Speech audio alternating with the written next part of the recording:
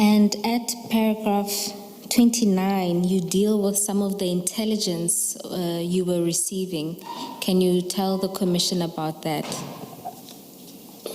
Yes, and then this will be the information that will be deliberately delivered amongst the team to say you have only, you like us investigators, you only have two options.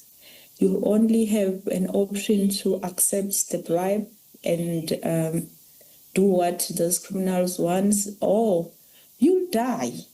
Actually, the second one, it's not even an option. It's like that. It's either you do this or you will die. And then where the suspects were concerned, there was a time where a person was informing one of our members to say, now there's only three options. The suspect will escape, the suspect will kill you, or the suspect will buy his way out.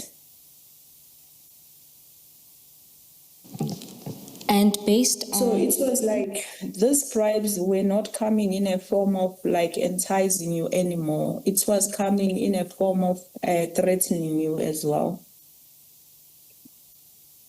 Let me understand the evidence on the bribes.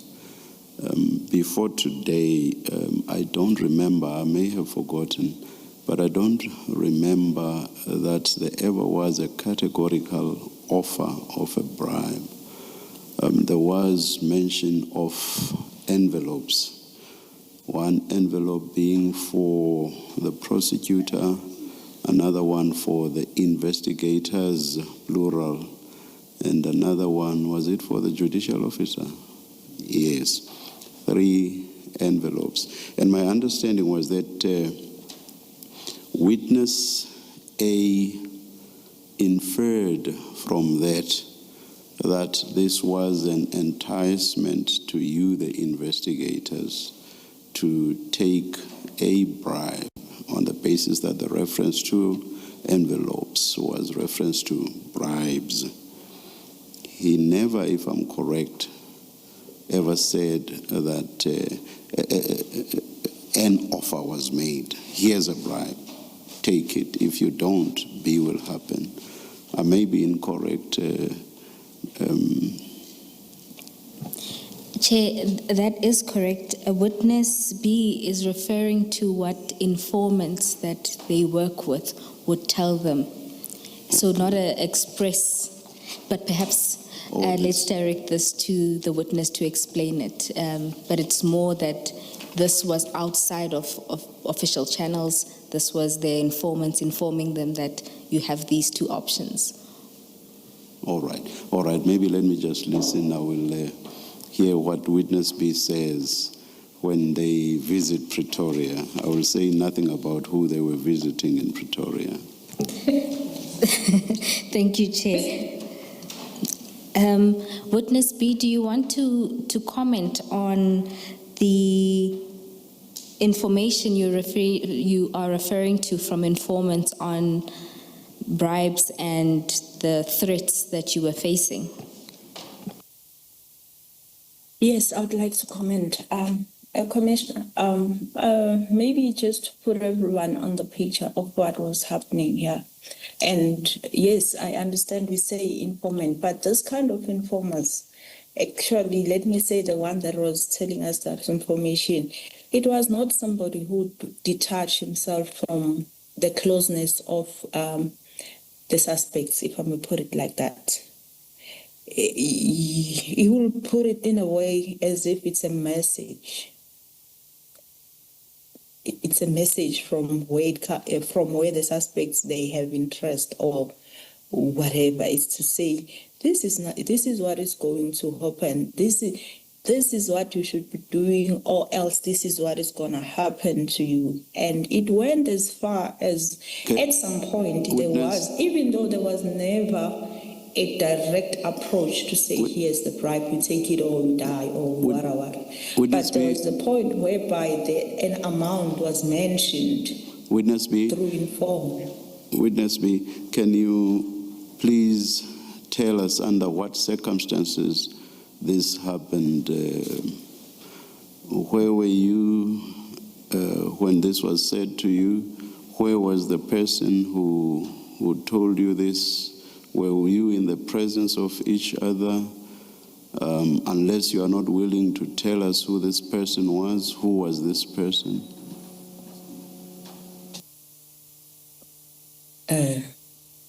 Can I not say who was the person, but I would say this information to me, it gets to me through the colleague, because this informer is directly reporting to the colleague.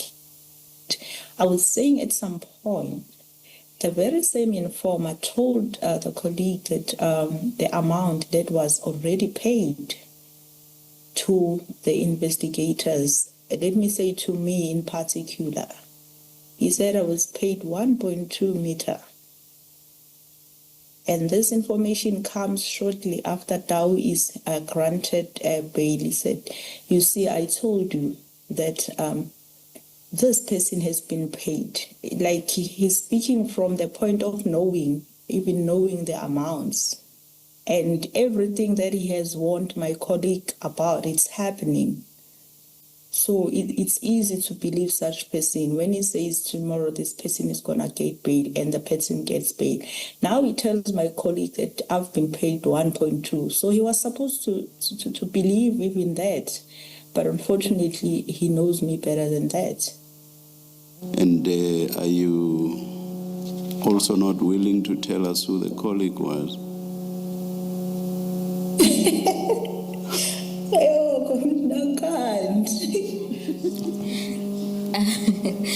Chair, I'm going to have to protect the witness from you. Sorry. I'm going to have to protect the witness B from you for a little bit.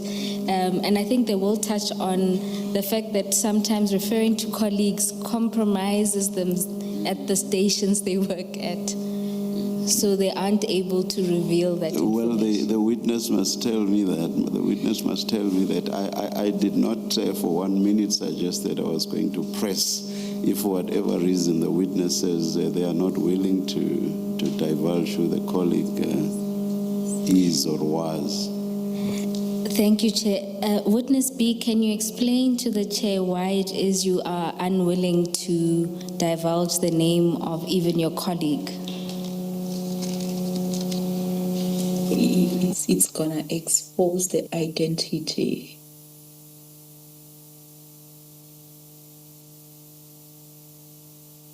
I'll leave it there. Thank you, Chair. Witness B, you explained that after the escalation or ongoing threats and intimidation, you took measures to protect yourself. Can you take the Commission through what measures you adopted? This happens shortly. Most of our drastic decisions were taken by us after the release of Dow, as much as we were in danger before. But now that it was released, we knew that the danger has escalated. Witness B, let me help you. We are at paragraph 29 of your statement, so we are not at Mr. Tao's release yet. This was when you stopped driving. Oh, yes. No, what I did there, I was really afraid to drive the vehicle that was assigned to me, a state vehicle, because that vehicle I've been driving it since it was handed to first time I was driving that vehicle. So it was easy to track me on that vehicle. Therefore, I was afraid to drive it. And I gave it to my colleague to drive it, and then I stopped completely to drive it. And at paragraph 30, you refer to assistance that was given from a private security company. Can you explain this to the Commission? Yes, this assistance happened shortly. Hence, I'm saying maybe I'll be too forward because some of these occurrences happened shortly after the DAO was released. Even me stopping driving the vehicle, that was exactly the time when I stopped driving that vehicle, and then we got assistance from the private security that was helping us during the course of investigation, giving us protection because it was becoming so impossible now to do investigation out of fear, knowing that Tao is out there, and we learned that he already, while inside, tried to facilitate our assassination. Then now that he can do it himself, it was so difficult. And at paragraph 32, you deal with the threat and risk assessment that you initially done. Can you explain this process? Right. And then after this now, before we even go for this TRA, we first, maybe it's time now I start immediately after that was released what happened. That was Friday. On the following Saturday, we had to regroup, me and my colleagues, to Okay, Witness B. look at how. Witness B, let me stop you because chronologically that happens a little later. So perhaps before we deal with the drastic steps that you took after Mr. Buletao's release, let's first deal with then the meeting with General Shibiri that happens in the 15th of May. So you deal with this at paragraph 34 of your statement. You start from the call you received from Colonel Mukwena. Can you take it from there? Oh, yes. And then on this day, it was after hours. I was at home already. And then I received a call from Colonel Mukwena. And then he told me that he was with General Shibiri, and he had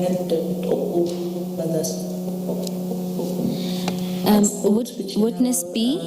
Shibiri through Colonel Mukwena. Witness B? Can we stop for a second? I think the connectivity is bad. Can you say something just so that we can hear that it's gotten better? Can you hear me? Yes.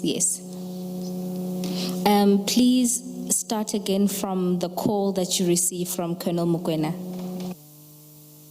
Yes, it was after hours. I was home already. I received a call from Colonel Mukwena, and then he told me he was with General Shibiri, and General Shibiri would like to talk to me. He then handed over the phone, and then I spoke to the general, and the general was basically asking me a question, trying to understand the whole case and the linkages and everything. Therefore, unfortunately, I was not in the liberty to do that. I feel so uncomfortable to do that over the phone because after realizing the people we're dealing with, that they were too sophisticated, so we're not really discussing any of the cases concerns over the phone. Therefore, I explained that to the general to say, I don't mind giving General the brief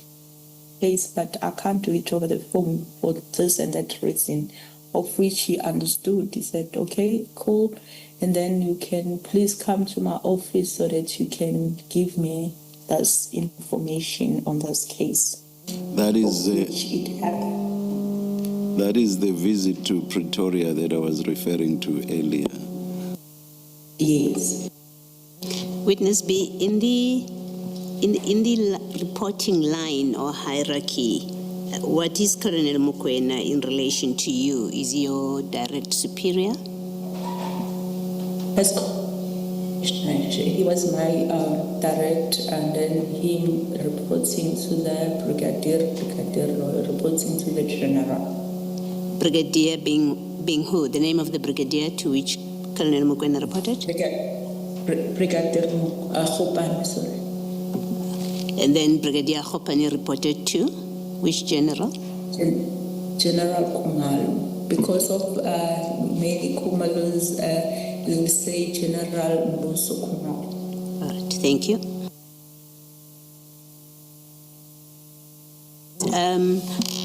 I don't recall whether yesterday we got the name of Colonel Mokoena. His first name? I know him as Colonel Mokoena. I don't know his first name. All right, we'll get it. I'm sure Ms. Bowe will help us at some point. Thank you, Witness B.